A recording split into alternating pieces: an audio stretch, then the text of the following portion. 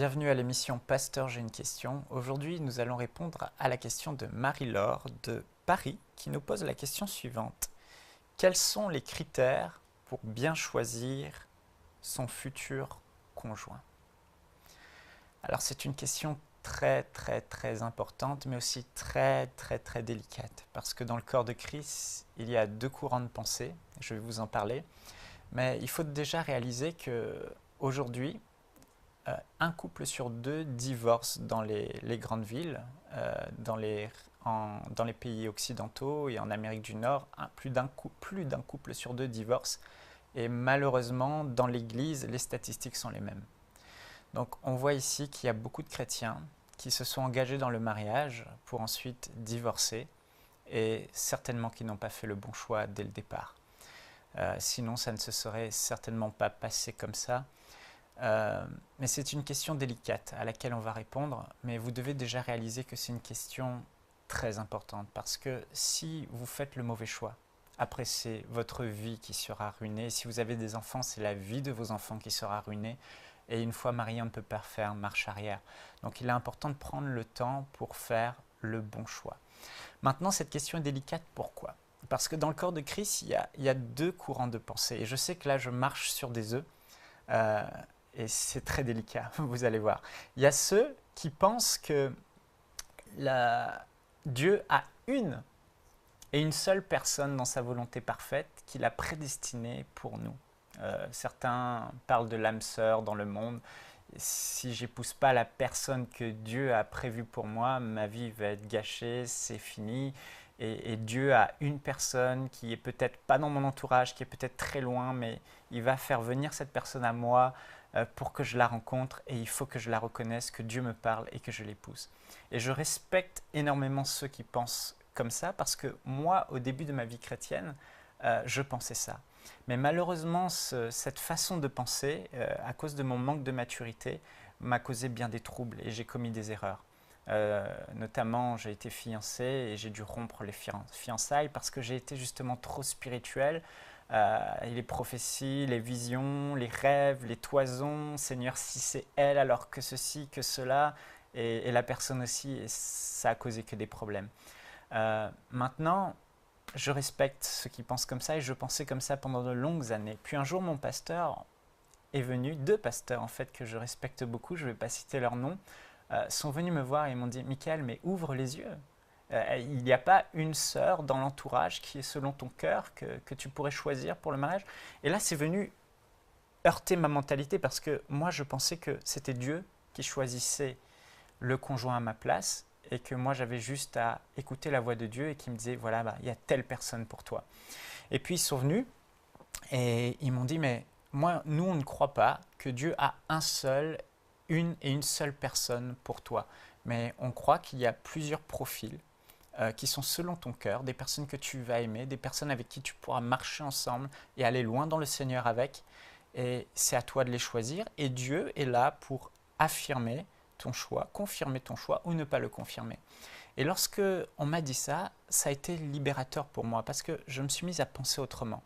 Maintenant, comme je vous dis, il y a ces deux courants de pensée. Je ne sais pas quelle est votre manière de penser à vous qui écoutez cette vidéo. Mais Marie-Laure, puisque tu as posé cette question, quels sont les critères pour choisir ton futur conjoint? Je suppose que tu penses que c'est de ton choix, de ta responsabilité de faire le bon choix, de choisir le conjoint selon certains critères. Et on va en parler. Alors, bien sûr, dans cette vidéo, je ne vais pas parler directement de l'école de pensée numéro 1, ceux qui pensent qu'il n'y a qu'une et une seule personne, bien que je respecte ce point de vue, mais on va plutôt parler de comment faire le bon choix pour choisir son conjoint. Alors, on peut déjà voir ce que la Bible dit par rapport au mariage. Et dans la Bible, il est clair que Dieu n'impose pas le choix du conjoint à l'homme ou à la femme.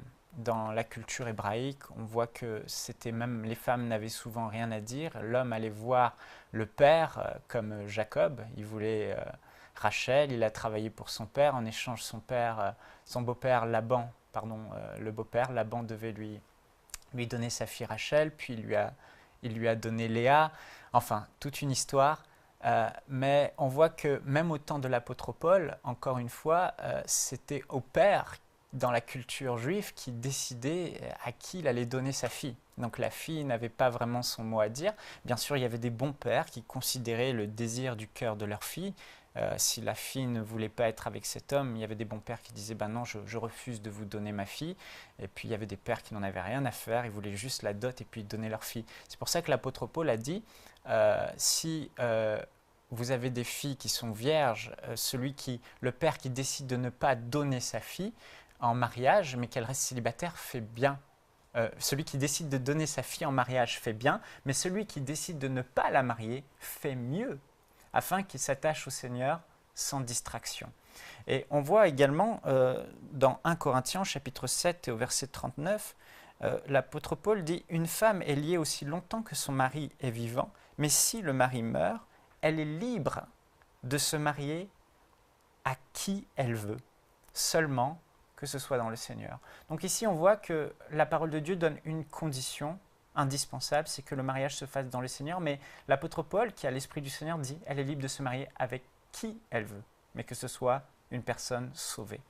Donc, on a ces deux écoles, et on voit dans la Bible peu de cas où Dieu décide de choisir un conjoint, d'imposer un conjoint à une personne.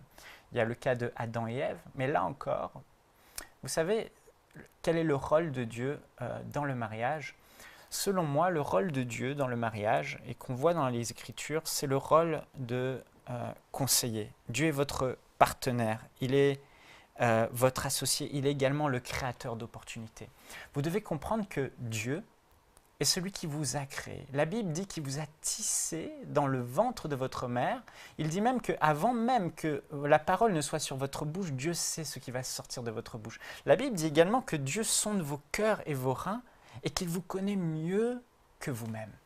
Et là, c'est intéressant de voir que Dieu nous connaît mieux que nous-mêmes. Dieu a créé nos goûts. Si vous êtes attiré par certaines choses ou vous avez plutôt certains talents, c'est parce que c'est Dieu qui a mis ces choses en vous avant que vous ne soyez sur terre.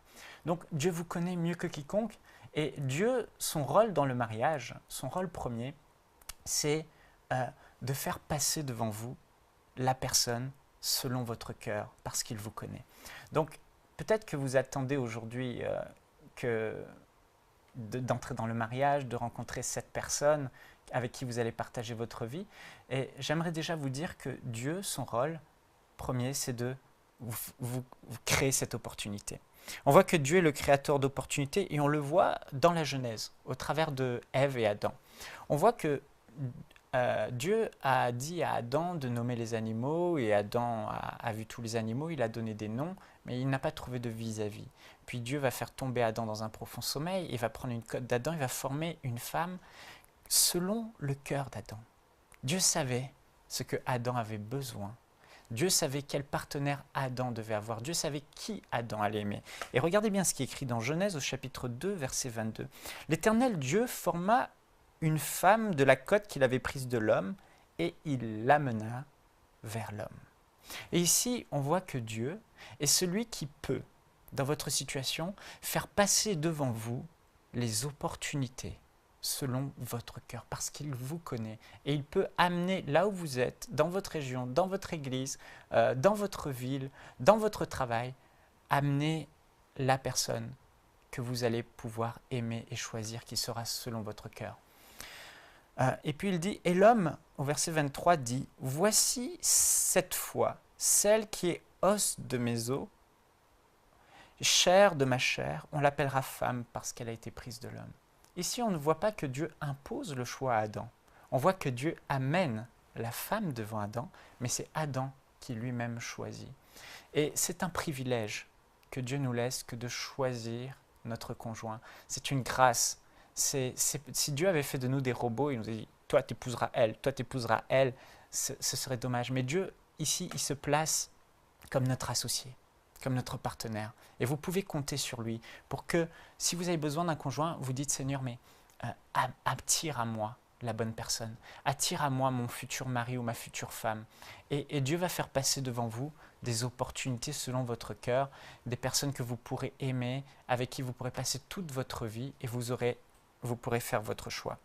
On voit Adam et Ève, et on voit sinon que Dieu a donné à 2 reprises des conseils, des directions particulières pour Rebecca et Isaac, et sinon pour Joseph et Marie, où Dieu a conseillé Joseph en disant « N'aie pas peur de prendre Marie pour femme, car l'enfant qu'elle a conçu vient du Saint-Esprit. » Donc ici, on voit que Dieu conseille également.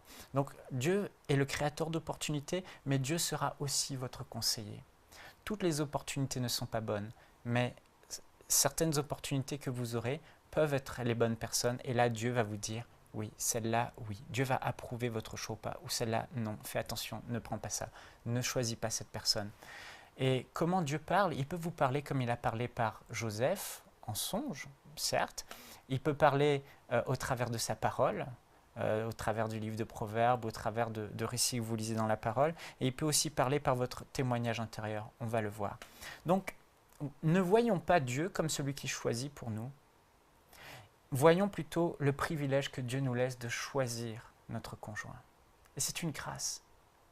Vous avez de vos goûts, Dieu les connaît, il peut vous aider. Il va faire passer cette bonne personne devant vous, celle qui sera selon votre cœur, celle que vous pourrez aimer.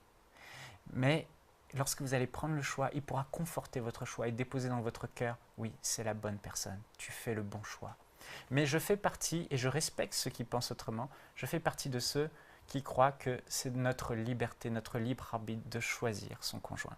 Alors pour ceux qui pensent comme moi et qui veulent savoir quels sont les bons critères pour choisir le conjoint, j'aimerais vous parler de 3 critères indispensables dont nous parle la parole de Dieu.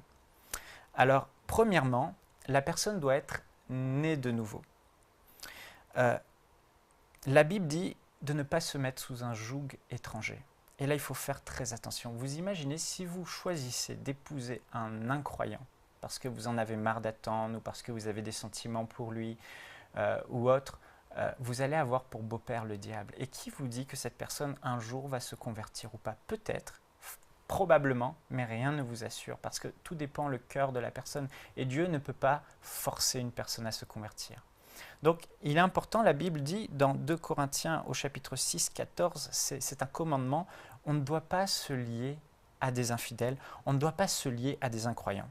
Alors la Bible dit, ne vous mettez pas avec les infidèles sous un joug étranger, car quel rapport y a-t-il entre la justice et l'iniquité? Ou qu'y a-t-il de commun entre la lumière et les ténèbres? Donc ici, la Bible est claire. Elle dit, n'épousez pas un incroyant. Dans 1 Corinthiens, au chapitre 7 et au verset 39, on l'a lu tout à l'heure, une femme est liée aussi longtemps que son mari est vivant, mais si le mari meurt, elle est libre de se marier avec qui elle veut, seulement que ce soit dans le Seigneur. Alors là, j'aimerais vraiment vous dire de faire très attention. J'ai 4 amis dans mon entourage aujourd'hui qui vivent des défis. Certains sont divorcés, d'autres sont en voie du divorce et c'est la catastrophe parce qu'ils ont choisi d'épouser des personnes qui n'étaient pas nées de nouveau, mais qu'ils pensaient être nées de nouveau. Et c'est délicat. Vous savez, dans les églises, beaucoup de gens fréquentent les églises, vont à l'église le dimanche matin, lisent la Bible, écoutent les messages, lèvent les mains pendant la louange, mais ne sont pas sauvés. Et c'était mon cas. Jusqu'à l'âge de 19 ans, j'ai grandi dans les églises, mais je ne connaissais pas Jésus. Je n'étais pas né de nouveau. Alors là, vous devez faire très attention. C'est un critère indispensable. La personne que vous allez épouser, assurez-vous qu'elle est née de nouveau. Cette personne que vous allez choisir doit être sauvée, doit être une enfant de Dieu. Sinon, vous allez vivre de gros défis. Et cette personne risque de vous éloigner du Seigneur. Cela risque de vous conduire au divorce. Une fois mariée, elle vous dira « Je ne veux plus aller à l'église, je ne veux plus entendre parler des chrétiens ». Et je connais une personne comme ça, une amie à moi, et malheureusement ça m'a fait beaucoup de peine. Elle a épousé un homme qui était dans les églises, tout semblait bien aller. Et puis après le mariage, après quelques années, cet homme ne veut plus entendre parler de l'église. Donc là on peut se poser la question, est-ce qu'il était vraiment né de nouveau? Il ne veut plus entendre parler du Seigneur. Il ne veut même plus aller à l'église, il ne veut même plus qu'elle aille à l'église. D'autres personnes semblaient être nées de nouveau, mais quand l'épreuve est venue, ce qui est à l'intérieur d'eux est sorti, leur vraie nature, et ils réalisent qu'ils n'étaient pas sauvés. Donc Jésus dit, on reconnaîtra un arbre à ses fruits. Vous devez observer la vie de la personne, prendre du recul, est-ce que cette personne est réellement sauvée? Vous savez, si une personne ne parle jamais de Jésus d'elle-même, Jésus, pas Dieu, Jésus, Jésus-Christ son sauveur, si la personne ne témoigne jamais de Jésus, si vous voyez que cette personne n'a pas les fruits de la nouvelle naissance dans sa vie, mettez une pause, attendez. Attendez que cette personne soit née de nouveau ou qu'elle soit enflammée pour Dieu, parce que là, vous prenez des risques. Ce n'est pas parce que quelqu'un va à l'église, ouvre sa Bible ou prie que la personne est sauvée. Vous devez faire très, très, très attention. Le deuxième critère pour choisir son conjoint indispensable, c'est que vous devez vous aimer. Vous devez avoir même des sentiments amoureux. Il y a des personnes qui sont trop spirituelles ou qui s'engagent dans le mariage simplement parce qu'une personne est née de nouveau, elles ne veulent pas attendre.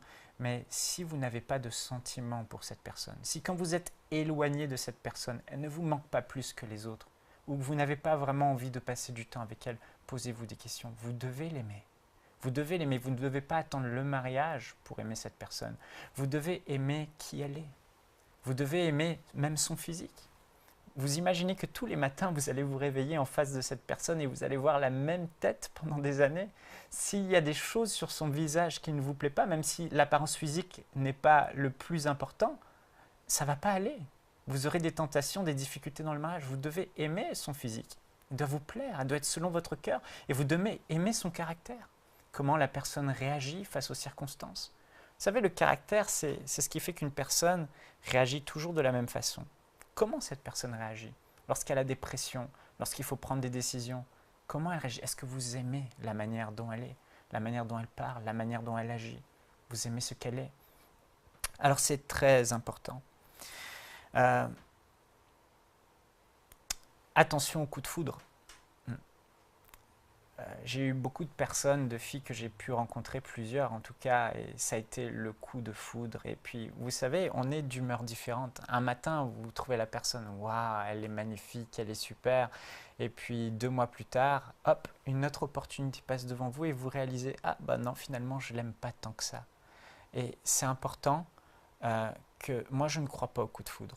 Je ne crois pas parce qu'on apprend à aimer quelqu'un pour ce qu'il est. Et quand vous voyez une personne, là, c'est le coup de foudre, waouh, elle est magnifique, waouh. Vous aimez une personne que vous imaginez comment elle est. Mais en réalité, vous ne la connaissez pas. Donc vous devez laisser passer vos émotions, passer ses sentiments et apprendre vraiment à aimer la personne pour ce qu'elle est. Et vous ne pouvez pas aimer une personne sans véritablement la connaître. Voilà.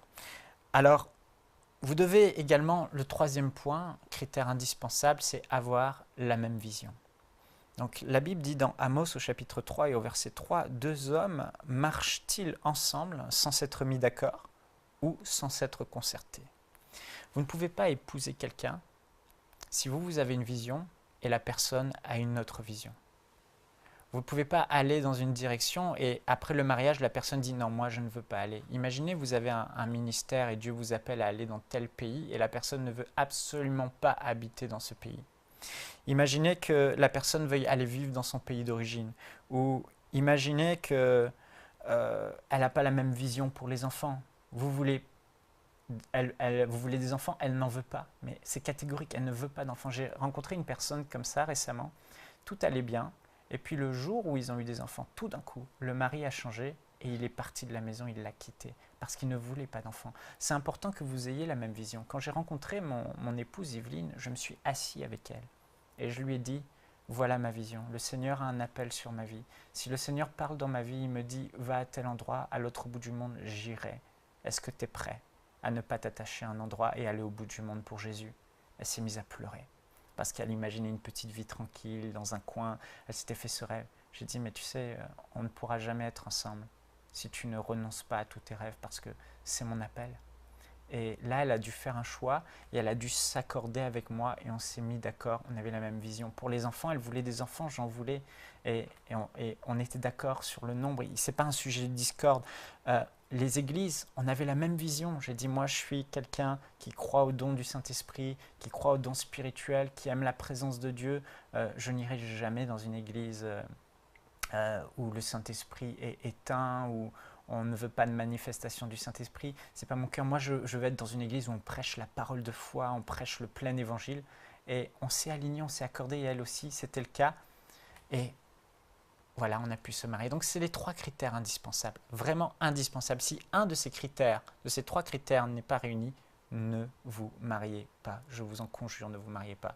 La personne doit être dans le Seigneur, vous devez vous aimer réellement et vous devez avoir la même vision. Enfin, pour finir, je vais vous donner quelques conseils. Vous devez éprouver votre futur conjoint pendant votre période d'amitié et puis pendant votre période de fiançailles. Ça peut vous paraître bizarre, mais l'épreuve est biblique. Dieu nous éprouve. La Bible dit que celui qui est fidèle dans les petites choses, Dieu lui en confiera des plus grandes. La Bible dit aussi que celui qui est fidèle dans les richesses, dans la gestion des richesses qu'il y a à autrui, Dieu lui donnera ses propres richesses. Donc Dieu nous confie les richesses des autres et il voit comment on les gère. Et si on les gère bien, il nous donnera nos propres richesses. Dieu voit comment on gère nos petits engagements, nos petites responsabilités. Si on est fidèle dans ces petites choses, il nous en confie des plus grandes. Donc Dieu nous éprouve, Dieu nous regarde, Dieu nous teste pour voir ce qu'il y a vraiment à l'intérieur de nous et comment on réagit. Et de même, puisque c'est biblique d'éprouver les gens, vous devez éprouver impérativement cette personne. J'ai un ami qui est un homme de Dieu aujourd'hui, mais il est aussi très connu dans le milieu séculier. Et beaucoup de filles rôdaient autour de lui. Et puis il y en avait une particulière qui l'aimait et qui l'a choisie et qui est devenue son épouse aujourd'hui. Et il a dit, moi je l'ai pressé comme un citron pendant des années. Vous savez, parce que c'est quand vous pressez le citron que vous voyez le jus qui est à l'intérieur et vous pouvez voir. Il y a un frère qui un jour a rencontré une fille qui a donné sa vie au Seigneur à l'église, en tout cas d'apparence. Et ils étaient ensemble depuis plusieurs années, ils avaient rencontré le pasteur, depuis plusieurs mois, pardon, ils avaient rencontré le pasteur, tout allait bien, elle était fidèle à l'église et tout ça. Et tout allait bien. Puis à un moment dans sa vie, il y a eu une épreuve, une grosse épreuve. Et tout d'un coup, la fille a totalement changé. Dès que l'épreuve est venue dans sa vie, elle a délaissé le Seigneur, elle tient des propos mauvais, des propos vulgaires aujourd'hui, et elle est anti-Dieu. Comment c'est possible? Je ne sais pas, mais ce que je veux vous dire, c'est faites attention. Il faut que votre conjoint montre sa véritable nature pendant vos temps d'amitié, pendant vos temps de fiançailles, avant le mariage, c'est indispensable. J'ai un ami, le pasteur Donato, son pasteur lui disait, pour savoir si cette femme sera une bonne épouse pour toi, alors pendant que tu marches avec elle, tu appuies très fort sur son pied, tu lui donnes un gros coup dans le pied et tu vois comment elle réagit. Si elle se met à t'insulter ou si elle reste calme et douce, si elle te pardonne. C'est une illustration qui est drôle, mais vous devez éprouver cette personne. Prenez de la distance, regardez-la et éprouvez-la. Voyez ce qu'il y a à l'intérieur, voyez ce qui va ressortir de cette personne. Un autre conseil que je peux vous donner, le meilleur des conseils que je peux vous donner, c'est soyez amis pendant un bon moment avec cette personne. Ne soyez pas trop pressés. Soyez sages, car le mariage, c'est pour la vie. Quelqu'un de sage, il va prendre le temps qu'il faut avant de choisir la personne pour être sûr qu'il ne s'est pas trompé, que c'est le bon choix. Et vous devez être amis. Pourquoi? Parce que vous verrez la personne telle qu'elle est dans son entourage avant le mariage. Vous verrez si elle aime votre famille. Si vous aimez des personnes, les gens que vous aimez, votre famille, vos amis, si cette personne aime vos amis, aime votre famille, si alors que vous êtes amis, elle ne l'aime pas, ne pensez pas qu'elle les aimera lorsque vous serez mariés, elle ne voudra pas que vous voyiez votre famille. C'est important. Nos humeurs changent, la nature humaine change, vous pouvez vous réveiller un matin et avoir des goûts différents. C'est important de laisser le temps. Vous devez avoir une période d'amitié qui doit durer et de fiançailles qui doit durer au minimum 1 an, au grand minimum 1 an. Vous devez voir cette personne, lui parler. Voilà. Alors, autre chose, le dernier conseil que je vous donne, et on termine ici, c'est d'écouter votre témoignage intérieur. Il ne trompe pas. Vous savez, les incroyants n'ont pas ce que nous avons. Ils n'ont pas le Saint-Esprit. Et quand vous faites un mauvais choix dans votre vie, le Saint-Esprit en vous doit faire sonner la sonnette d'alarme à l'intérieur qu'on appelle le témoignage intérieur. Ou certains appellent la paix qui me quitte, ou j'ai la paix, ou la paix part. Quand la paix de Dieu part de votre cœur, à l'intérieur vous vous sentez troublé, vous sentez bizarre, tout d'un coup, ça ne va pas. Il y a quelque chose qui ne va pas. Méfiez-vous, vous ne savez pas pourquoi, mais c'est l'alarme du Saint-Esprit. Le Saint-Esprit vous dit, là, tu es en train de partir dans la mauvaise direction, là, tu es en train de faire le mauvais choix. Si c'est le cas, même si vous êtes fiancé, même si la date du mariage est prévue, je vous assure, faites très attention à votre témoignage intérieur, ne vous engagez pas. Dieu veut votre bonheur. Et si vous violez votre témoignage intérieur, si vous lui faites violence, Dieu vous aura prévenu par cette voix intérieure. La paix vous quitte. Non, tu ne fais pas le bon choix, fais attention. Et là, c'est dangereux. Vous devez faire marche arrière. Surtout, ne vous mariez pas. Vous pouvez rompre des fiançailles, ce n'est pas un péché. Les fiançailles, c'est un temps justement où vous pouvez être publiquement proche de la personne. Vous pouvez publiquement, devant vos amis, être avec cette personne sans avoir de jugement, sans aucun problème, et découvrir cette personne telle qu'elle est. Et vous êtes en voie du mariage, mais si ça ne va pas, vous devez rompre les fiançailles. C'est important. Donc, écoutez la voix du Saint-Esprit, et comme le Saint-Esprit peut vous mettre témoignage intérieur négatif, non, ce n'est pas la bonne personne, tu ne fais pas le bon choix. Il peut aussi vous dire, tu fais le bon choix, c'est la bonne personne. La personne, je vois ton futur, je connais ton futur, c'est la personne, tu peux l'épouser. Voilà, j'espère avoir répondu à votre question, Marie-Laure de Paris, et que cela va vous aider. Soyez bénis.